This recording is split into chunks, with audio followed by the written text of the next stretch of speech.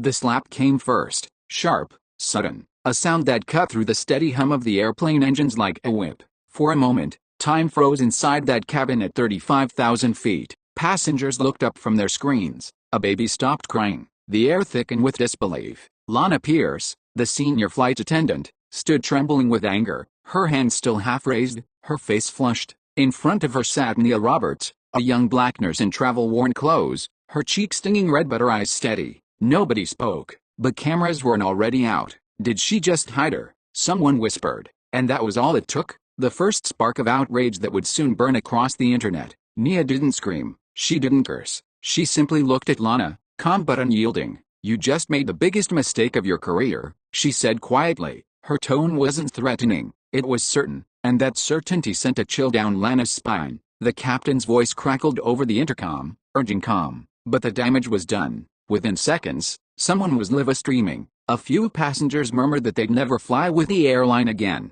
No one knew that behind this quiet nurse was power, the kind that doesn't shout, the kind that watches. Only 12 hours earlier, Nia had been treating burn victims in a relief camp overseas. Exhausted, compassionate, selfless, she'd boarded this flight hoping for peace. But fate had other plans. The trouble started small. A broken reading light, a polite request for a seat change. Lana, already on edge from a delay, snapped. She accused Nia of being entitled, of thinking rules didn't apply. And when Nia didn't back down, when she refused to shrink, Lana struck her. By the time the plane landed, the video had over 500,000 views. Slap in Sky was trending, but the internet didn't know who Nia really was. The daughter of Dr. Evelyn Roberts, the airline's own medical director, a woman whose name commanded silence in boardrooms. When the terminal doors opened, Justice began boarding. If you were in Nia's shoes right now, slapped in front of strangers, humiliated midair, what would you do? Let me know in the comments below. I spend hours crafting real stories like this, stories that dig into what justice truly means. If you want more, hit subscribe so I'll know it's worth continuing. Lana thought she could control the story. As security led them off the plane, she rehearsed her defense. She'd say the passenger was rude.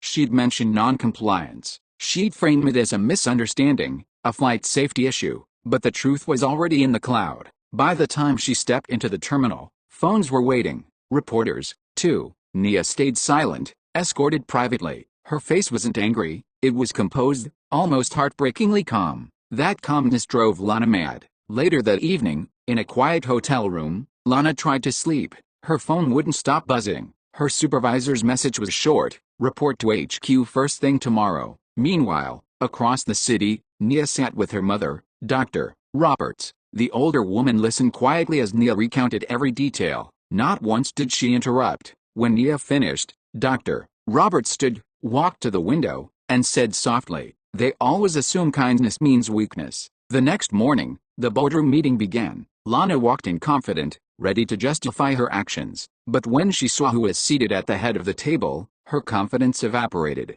Dr. Evelyn Roberts. Lana's breath hitched. The same surname, the same calm eyes she'd seen on that plane, now older, colder. The director looked up. "Ms. Pierce," she said evenly, "I believe you know my daughter." Silence. The room went still. The power shifted in one sentence. From that moment, it wasn't about one slap. It was about every injustice that ever hid behind professionalism and hierarchy. Lana tried to apologize. She cried, but the company had already begun its internal investigation. Passengers were sharing stories of her previous misconduct. Screenshots of old complaints resurfaced. Justice wasn't coming quietly. It was gathering evidence. Do you think justice should always be peaceful? Or do some people only learn when they're taught a hard lesson? Let me know what you think. For a while, it seemed Lana might escape punishment. She had friends in management. She'd been flying for 12 years. People owed her favors. But then, the second video surfaced. It showed the moment before the slap.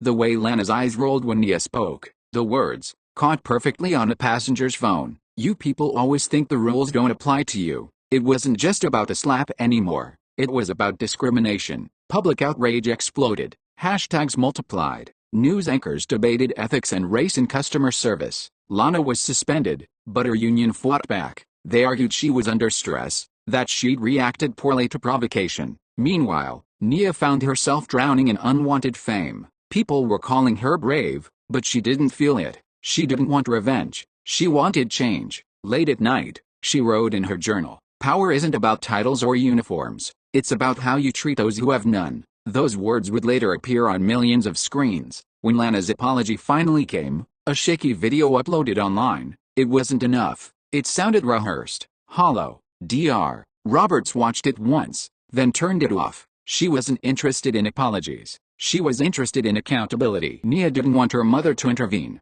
but Dr. Roberts had other plans. Within days, the airline launched new anti-discrimination training, a complete staff audit, and a zero-tolerance policy for abuse. The press called it the Roberts Initiative. The company offered Nia a settlement. She refused. Instead, she requested that the money go to scholarships for underprivileged nursing students. Her quiet defiance inspired thousands. Lana's name was now synonymous with arrogance, yet Nia never gloated. Instead, she told an interviewer, "Justice isn't about humiliation, it's about reflection." The interviewer asked if she forgave Lana. Nia hesitated, then smiled faintly. "Forgiveness isn't for her, it's for me, so I can keep flying without bitterness." Dr. Roberts watched proudly. Her daughter had turned humiliation into power, not the kind that destroys, but the kind that heals. Still, there was one final reckoning. The airline called a press conference. Reporters flooded the hall. Cameras rolled. Dr. Evelyn Roberts stepped up first, dignified as ever. "Today," she began, "we reaffirm that dignity is not optional. It is the foundation of every uniform we wear." Then,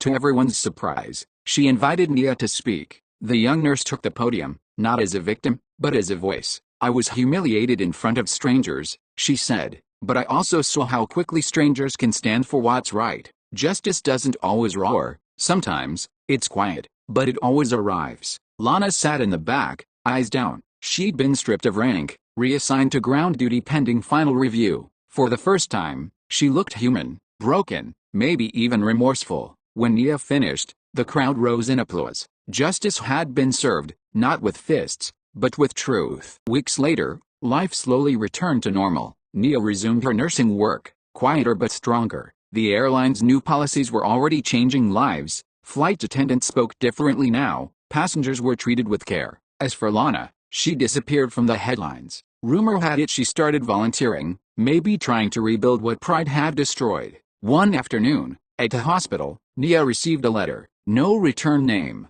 Just a note. "You taught me that strength doesn't shout, it listens." Nia smiled softly. Then she folded the note and slipped it into her journal. Beside her quote about power, her mother's words echoed in her mind. "They always assume kindness means weakness." But Nia had proven otherwise. Because true power isn't about control, it's about restraint. And justice isn't revenge, it's restoration. The video of that slap, once a symbol of humiliation, had become a lesson in dignity for millions. Stories like this take hours to write and voice, just for you. If it touched you in any way, please subscribe. That's how I know to keep bringing real justice stories your way.